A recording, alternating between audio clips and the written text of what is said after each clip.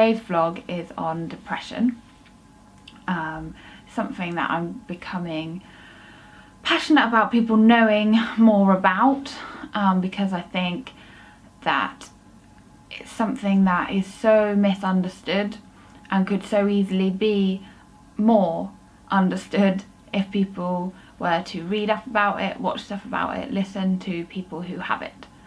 So I thought I'd do a short video today because it's something that you can't really, I could talk about it for hours, but yeah, I thought I'd do a short video to help connect with people who have it, and who want to know more, understand a bit more about how they're feeling, and also for people who know people with it, and how they can best help those people and best be a positive support to those people.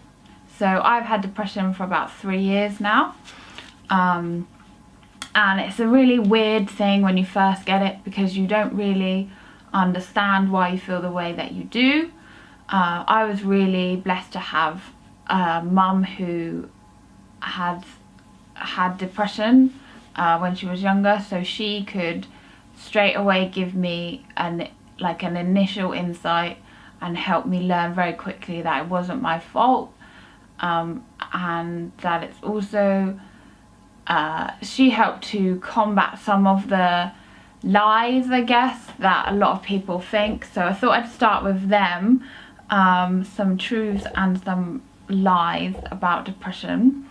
So one of the main things that people misunderstand about it is that it is solely based on circumstances. This is not true. Quite often your circumstances don't help, but it's not solely based on circumstances.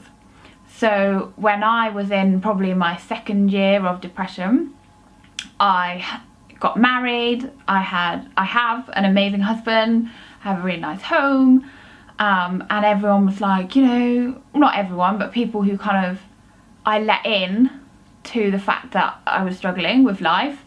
It was like, you know, oh, but you've got such an amazing husband and you've got such an amazing house, and there I am kind of feeling guilty, like I do, so why do I feel sad, like what, you know. But it's not based on circumstances, it's not. I was talking to a friend the other day who's just recently been diagnosed with depression, and she'd gone on holiday before receiving the diagnosis, and she was away on a really nice holiday. And she was so confused because she was like, I was still sad, I was still really struggling, I struggled to get out of bed in the morning, I struggled to smile, to feel happy about my holiday, even though I really loved it. And I was able to kind of be like, yeah, that's fine, that's what depression is. Like, it's not based on circumstances, it's not based on your situations. Like I said, they often don't help, they often like either add to it or take from it. So obviously having an amazing husband, being set up in a nice house, they all help combat aspects of the depression, but it's not reliant on that. That doesn't fix it. So that's the first thing. The second thing kind of relating to that is that people think, oh, you're really ungrateful. So people said to me, like, you know, count your blessings and think about the good things in life, and that's really good to do, but it's not going to take away the depression. Like, it's going to help. It's going to help if you can get into a mindset of being like, oh, actually I do just recognise, like I do recognise that I can feel good about the fact that I have a really nice husband. Okay, that's good. That doesn't automatically mean that I'm not allowed to be depressed. So it's a positive thing to do, it's a helpful thing to do, but if you don't feel like your life is amazing, it doesn't mean you're ungrateful. Another false thing was that you're always sad. So I'm not always sad, and other people with depression aren't always sad.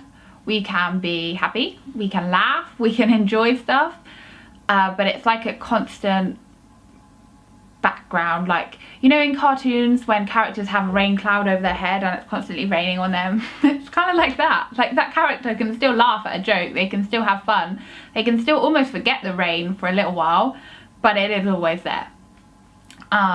There's a amazing video called The Black Dog that helps explain that aspect of depression, where it's just always there, basically.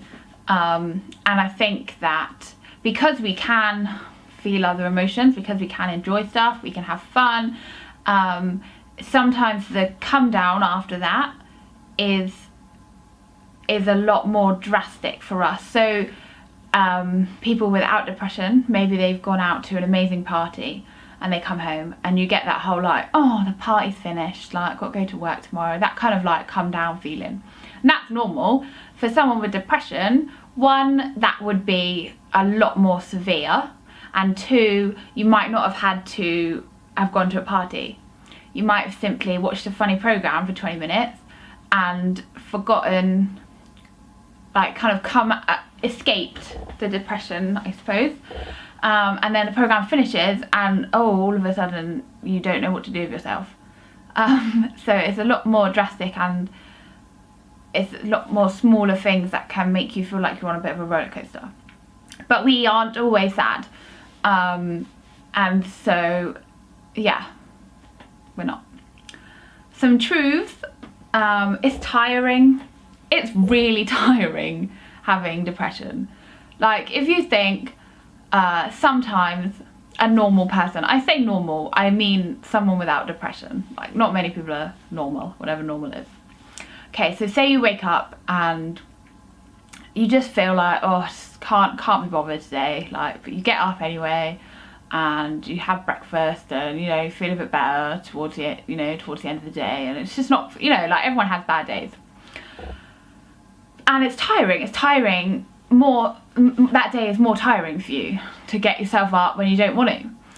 And with depression, that is every day. So every day is more tiring than someone without depression, because every day it takes 100% more effort to be bothered. It takes 100% more effort to get out of bed, and it takes 100% more effort to get dressed. And that's why in severe cases of depression, you don't get out of bed and you don't get dressed, and it's really hard. So yeah, it's tiring. It's really tiring. Having a conversation is tiring because you're constantly thinking about, you're constantly aware of how you're feeling, you're aware of like a lot of negative thoughts normally in your head, and you're kind of like trying to shut them out while you're having a conversation with someone. It's just tiring. I don't think you can explain the fatigue side of things unless you have experienced it, but it is tiring.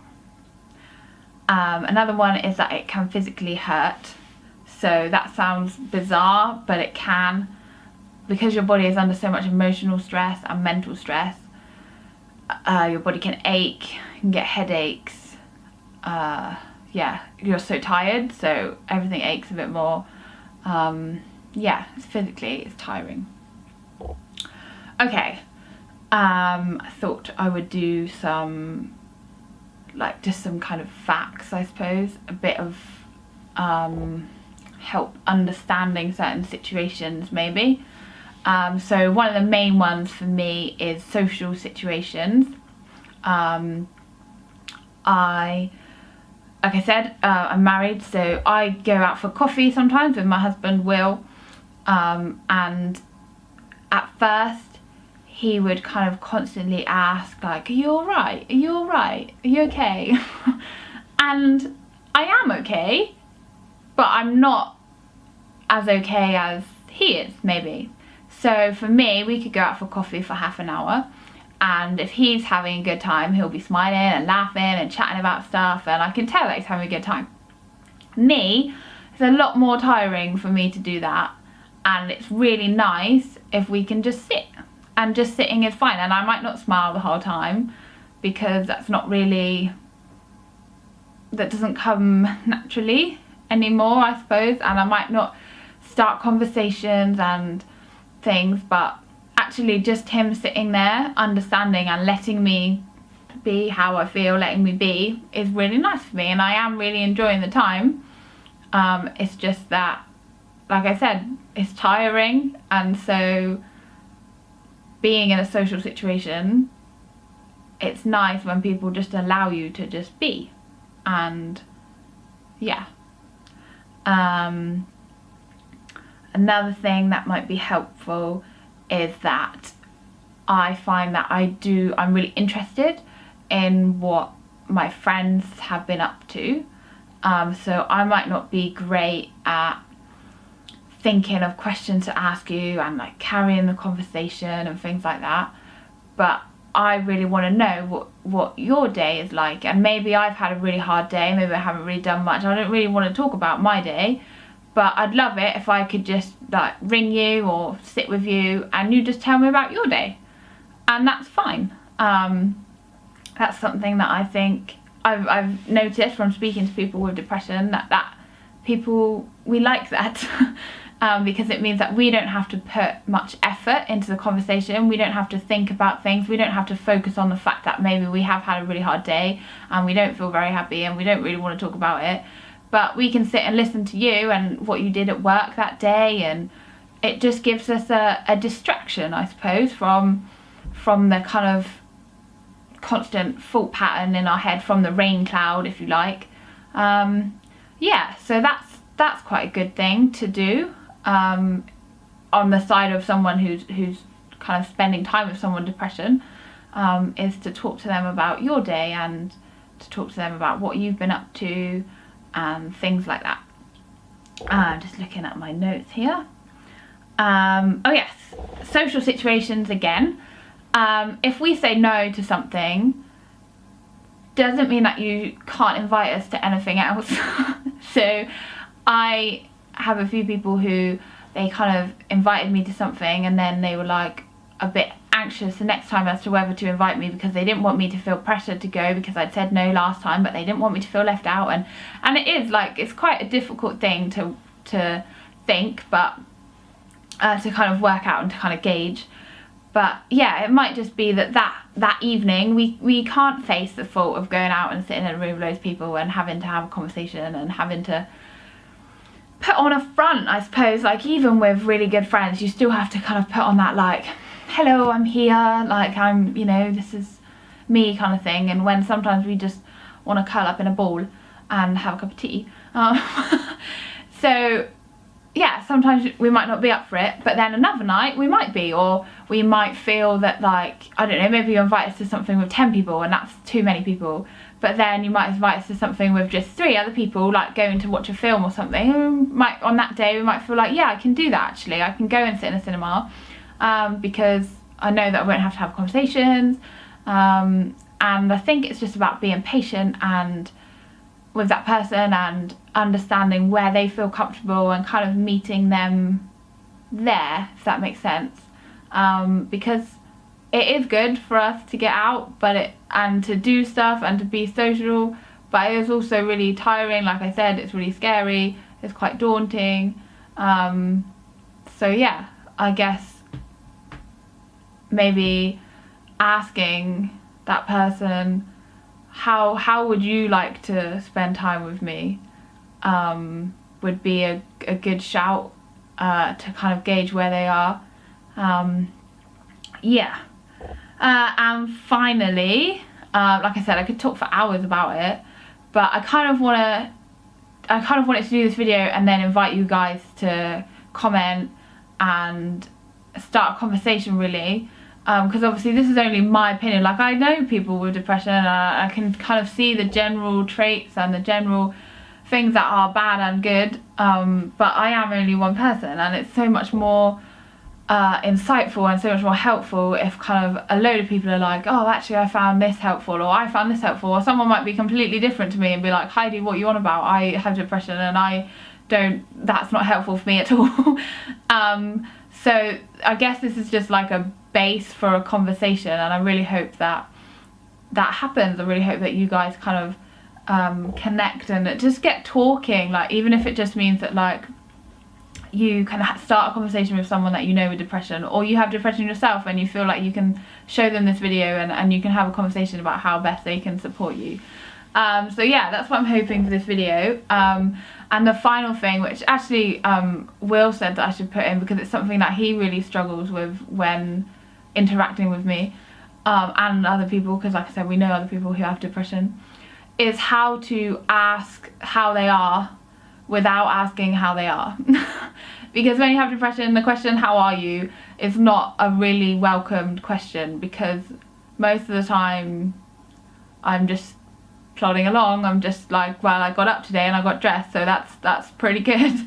But obviously when you like, he wants to know how I am, it's a hard one, and other people who kind of meet you on a weekly basis or something, they want to know how you are, but it's an uncomfortable question sometimes. And I don't have a great answer other than the fact that I find it's easier if someone asks me how I am today. Like, how's your day going today? Because that is easier to work out in my head. So I can be like, actually today's been really hard. Like, today has been a hard day. Or I can say, oh, today's actually been a really good day. Now that person then doesn't need to think like, oh, that's brilliant, like she's sorted, she's not got depression anymore. She's not sad, she's happy today, brilliant, like she's fine.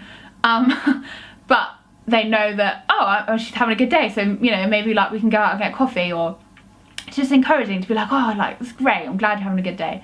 But it also means that you're not kind of causing them to think back over the whole week. If you're like, oh, how was your week? Sometimes that can be really overwhelming, because you're like, oh, I don't know, well, I can only think that I've been really sad, but I know I haven't been sad the whole time.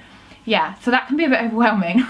And the general how are you is also a bit overwhelming, because like I said, we've always kind of got this rain cloud, but sometimes we feel alright, sometimes we're just really tired, and sometimes we're not really sure. And so yeah, I would go with how are you doing today? How are you kind of like right now? How's stuff right now in this moment? How's it going?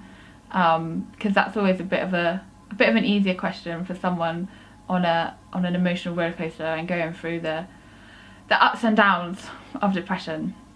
Okay, so I hope this bit has been a little bit helpful, a little bit of an insight. I may have had it for a few years, but I'm still working out what life looks like with it, and I know that other people are as well. But yeah, hopefully it will at least start some conversations, and we'll at least be able to, yeah, just talk about it more, rather than it kind of being this awkward illness, I suppose, that people don't really know how to respond to, and how to be around those people who are struggling with it. Cool. Yeah, comment, subscribe, message me, whatever. Let's start talking about it more.